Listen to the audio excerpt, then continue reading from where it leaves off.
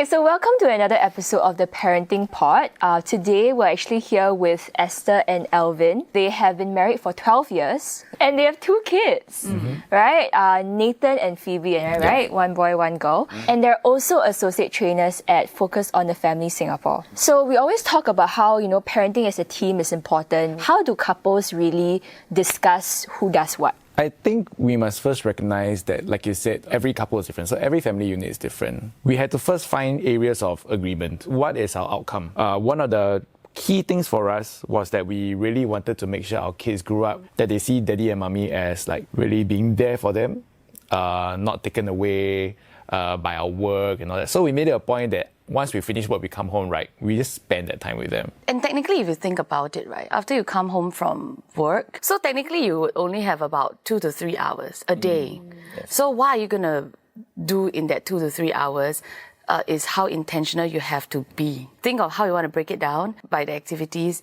Then somebody need to anchor some parts of it. Both of us will be there. It's just that who will be the anchor for different segments and who is the facilitator. What are maybe like 1 or 2 tips to make sure that that communication is actually done before the actual execution when it's so tempting to just execute? I think we need to be very clear where our assumptions are. And then say like, okay, we need to do away with these assumptions. When my kids were really young, she would be spending more time at home with the kids for sure, especially when she was like on maternity. Then when I get back home after work, right? Actually, I also feel quite tired already lah, stressed after a full day of work. Did you ever do this to me? Do you ever like, hey, you're back home now, take the kid? So there are young couples or like new parents that we speak to. We usually advise them, especially the woman. I know you're very excited that your husband is finally home from work. But we also need to consider that they had a long day. Yeah. So some of them say, yeah, you're finally back. Now, up to you, not back to you. But we have to consider him as a person first before him as a dad. And this really leads in well to the whole entire topic of communication. You did mention in your podcast with Focus on the Family Singapore that being vulnerable in front of your spouse is also important. Right? So the thing is, how can one do that? There is no easy way out. There isn't like a thing that you can do that like, oh, magically suddenly like communication is... It does take time, it does take energy.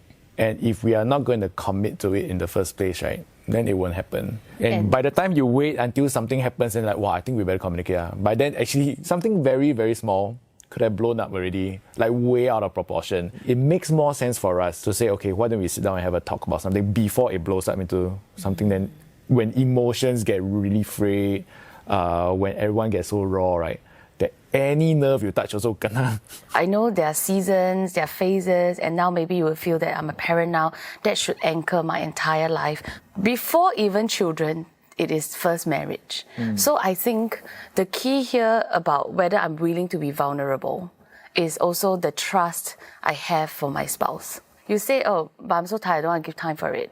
Or that, do I want to be so vulnerable and go to my husband and say, actually, I feel that you are ignoring my needs. Even saying this, you need to have the trust that your husband will look at you and empathize. He is the one who always advocate for loving your spouse as wife first, then mom second. Sometimes once the kids come along, right, tendency is that you, hey, mommy, I'm not a mom. Yeah, mommy, But it used to be, hey dear, hey babe, actually your spouse is your wife first.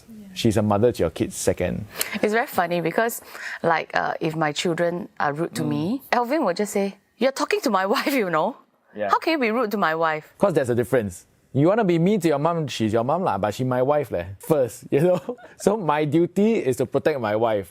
And that includes against you if you're going to be mean to my wife. The thing here is don't be so consumed with parenting that you neglected the other part that is, I would say, is even more important. So when kids grow up, they get married, they move out, then suddenly you look at each other like, who are you? Yeah, because you have spent your entire bulk of your marriage life raising a child instead of building the marriage. When you have a strong marriage, when you are constantly looking out for the needs of your spouse, it's not so self-centered anymore. It's not just like, okay, what do I get out of this relationship? But rather like, okay, what can I do to help her alleviate her load? What is a role that I can play because I love her? Because she's my partner not just in parenting, but in life in general. I think parenting journey is a lot easier if first you decide to build your relationship with your spouse, because a stable and loving marriage gives a lot of security and stability for a child. Hey parents, thank you for tuning in to our podcast. This was the Parenting Pod, brought to you by For Love's Sake. For more content on parenthood, you can check out our Facebook and Instagram page at forlovessake.sg. Thank you and see you next time.